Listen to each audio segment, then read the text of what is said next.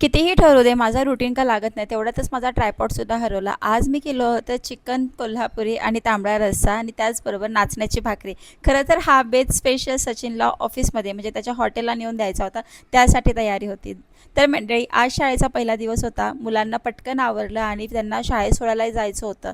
तितक्यात बघितलं तर माझ्या गाडीची चावी हरवली होती. इतकी जंबलिंग झाली सकाळी, खूपच जास्त वैताग आला.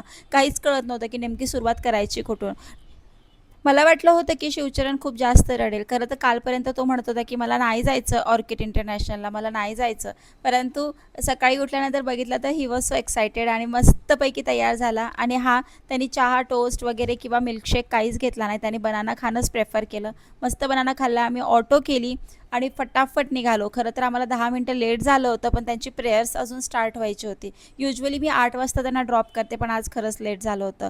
घरी आले आणि पटकन मी एका चावीवाल्या अंकलला बोलवलं आणि 650 रुपयामध्ये 2 चाव्या मी बनवून घेतल्या ज्युपिटरच्या. केस वाळायला मी बाहेर उभी होते, पण माझे केस काय वाळतच नव्हते. खूपदा असं वाटते की यार प्लीज आता बस झालं. हेअरफॉल पण जास्त वाढला आहे आणि आता हेअर कट करून टाकावं. बघूया काय करते मी पुढे चालून. त्यानंतर मी गणपती बाप्पांना छानसं फूल घेतलं आणि चढवलं. त्यानंतर दिवसभरचं काही शूट केलेलं नाही आहे. तर मंडळी, हा होता रविवारचा व्हिडिओ. काल रविवार निमित्त मी छानपैकी मस्त असं कोल्हापुरी चिकन करायचं ठरवलं होतं. तुम्ही मसाला बघितला असेल, तो सगळा मी वाटून घेतलेला. आता मी सॉरी रस्सा बनवून घेणार आहे. तर बारीक फाईन चॉप केलेला कांदा, त्याच्यामध्ये कोल्हापुरी मसाला म्हणजे आपली जी चटणी असते कोल्हापुरी ती टाकली, थोडंसं गरम मसाला, हळद टाकून छान परतून घेतलं. त्यानंतर जे अर्धा किलो चिकन होतं ना, ते पण त्याच्यामध्ये टाकलं. मी मस्तपैकी 2 पाण्याने वॉश करून घेतलं होतं चिकन आणि मस्त एकदम तेल सुट्टेपर्यंत खरपूस असं भाजून घ्यायचं आणि उकळतेलं त्याच्यामध्ये आता मी गरम पाणी टाकणार आहे. खूप सुंदर कोल्हापुरी तांबडा रस्सा होतो. ॲडिशनल कुठलाच मसाला टाकावा लागत नाही यामध्ये. नाहीतरी बाहेर मार्केटमध्ये खूप सारे मसाले मिळतात, पण खरं सांगते काहीही ॲडिशनल टाकायची गरज नाही. फक्त तेवढंच टाकलेलं आहे. त्यानंतर बघा, मी झेप्टोवरनं हे 2000 रुपयाचं ट्रायपॉड मागवलं होतं. मला वाटलं याची हाईट खूप छान असेल माझ्या एवढी, पण मी खूप डिसअपॉइंट झाले. पण बिल्ड क्वालिटी चांगली आहे, नो डाऊट. ह्याच्या आधीचे जे काही ट्रायपॉड होते ते सगळे व्यवस्थित आहे, पण ते कुठे हरवले कळत नाही. महिना झाला मी प्रॉपर अशी व्लॉगिंग करत नाही आहे ना, त्यामुळं माझे इक्विपमेंट्स कुठे कुठे काय काय झाले काहीच कळत नाही आहे. आता शूट करण्यासाठी खूपच जमलिंग होत होतं. त्यानंतर सचिनसाठी मी हे झेप्टोवरनं एक टिफिन मागवलं होतं, जे की त्याला आता इथून पुढं म्हटलं की हॉटेलचं जेवण करण्यापेक्षा घरचं जेवण कर. कारण की आता तो जास्त दिवस इंडियामध्ये राहणार नाही आहे. काहीतरी बाहेर चाललं आहे, आमचं प्लॅनिंग कुठे चाललं आहे, काय चाललं आहे ते तुम्हाला कधी फ्युचरमध्ये कळेलच. कारण मी पुण्यात पण जास्त दिवस नाही आहे, त्यामुळे म्हटलं तुम्हाला छोटंसं बेसिक अवेअरनेस द्यावं. तर होईल तितकं घरचं जेवण वगैरे त्याला द्यायचा प्रयत्न करते. दॅट्स सी कधीपर्यंत देता येईल. त्यानंतर बघा, इथे मस्तपैकी चिकन माझं शिजून तयार आहे. खूप छान अशी चव होते. त्यानंतर जेवढे पण चिकन शिजून झाले होते ना, ते बाजूला काढून घेतलं आणि थोडंसं जे वाटण तयार केलं होतं ते त्याच्यामध्ये टाकून घेतलेलं आहे रश्श्यामध्ये. आणि 2 ते 3 उकळी आल्यानंतर माझा जो तांबडा रस्सा होता तो अप्रतिम झाला होता. जसं सासूबाई करतात सेम त्याच पद्धतीने झाला होता. एकदम सुंदर कट असा आला होता त्याला. आणि मी खूप एक्सायटेड होते की बाबा हा कधी खाईल आणि कधी मला फीडबॅक देईल. तर चिकन खरंच खूप छान झालं. त्यानंतर सुक्कं चिकन करून घेते, त्यामध्ये कांदा भाजून घेतला, कोल्हापुरी मसाला घातला, कोल्हापुरी मसाला म्हणा किंवा चटणी जे तुम्ही म्हणाल ते. त्यानंतर वाटलेलं वाटण टाकलं आणि थोडासा गरम मसाला टाकला, हळद आणि मीठ टाकून छान परतून घेतलं. आणि आता जे थोडंसं ड्राय वाटतंय ना, त्याच्यामध्ये आपण तांबडाच रस्सा घालायचा, नाहीतर चव बिघडते. वरून ॲडिशनल पाणी टाकायचं नाही. तांबडा रस्सा करताना सुद्धा ॲडिशनल पाणी टाकायचं नाही. जेवढं आपल्याला पाहिजे तेवढं आधीच टाकून घ्यायचं गरम पाणी.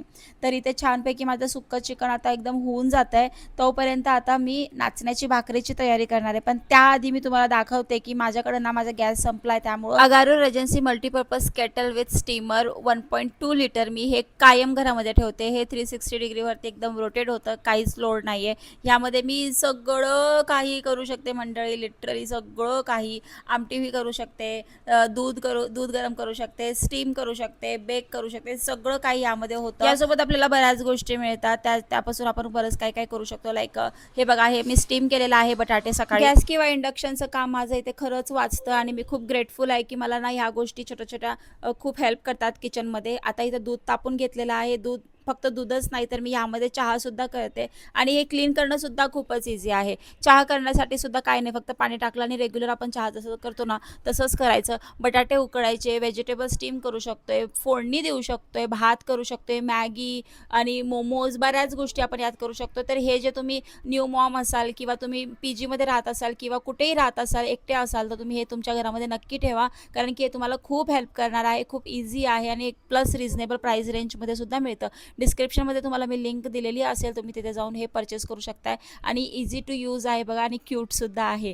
त्यानंतर मंडळी मी इथं नाचण्याची भाकरी करायची होती. मी सासूबाईंकडनं पीठ आणलं होतं. तर माझा इतका हात भाजला ना, गरम पाण्याचा अंदाजच आला नाही. पण ठीक आहे. भाकरीचे चटके लागल्याशिवाय संसाराची गोडीसुद्धा येत नाही. सेम तसंच आहे. थोड्याफार गोष्टी होत असतात संसारामध्ये, पण ठीक आहे, त्याला काय म्हणजे हे नाही करू शकत आपण. आता गरम पाणी आहे, अंदाज नाही आला, तर आता नाही मला भाकरी करायची पण जास्त काही सवय नाही आहे, त्यामुळे पण अंदाज नसेल आला. नेक्स्ट टाईम मी काळजी घेईल. त्याचबरोबर मी परात पण घेतली नाही हे करायला. तर असं पीठ खूप छान मऊ असं छान हे मळून झालं होतं, कारण की आई बोलल्याच होत्या आमच्या की गरम पाणी टाकलं की नाचण्याची भाकरी खरंच खूप भारी होते. पीठ खूप मस्त मऊ असं होतं आणि हे पोळपाट जे मला नाशिकच्या माझ्या दादाने दिलं होतं आणि यावरती चपात्या आणि भाकरी सगळंच काही इतकं भारी होतं ना की यार खरंच एकदम मस्त. तर इथे भाकरी थापायचा जो एक्सपिरियन्स आहे माझा हळूहळू इम्प्रूव्ह होत चालला आहे. अजून ह्याची भाकरी ज्वारीची भाकरी मी केलेली नाही. आता ती कशी येते ना ते पण मी अनुभव तुम्हाला सांगेल. नाचण्याची भाकरी पहिली जी असते ना तर ती माझ्याकडनं खराबच होते, पण दुसरी भाकरी खरंच छान होते.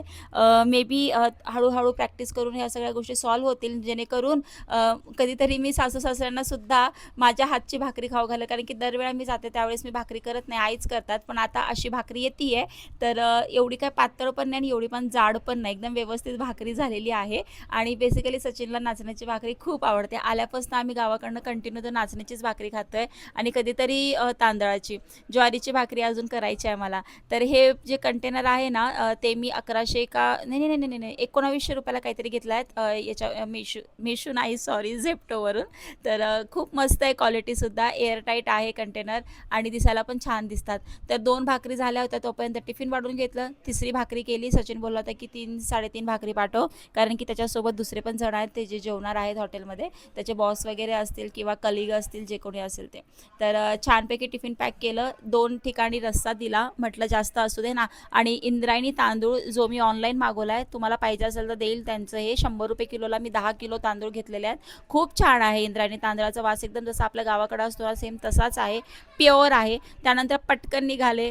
गाडी नव्हती त्यामुळं मला ऑटोने जावं लागलं आणि मला वाटलं की यार माझं काय सगळं म्हणजे टिफिनमध्ये भरलेलं सगळं सांडतं की काय, पण असं काही झालं नव्हतं. बरं असो, आजचा व्लॉग इथेच थांबवते. कसा वाटला नक्की कळवा.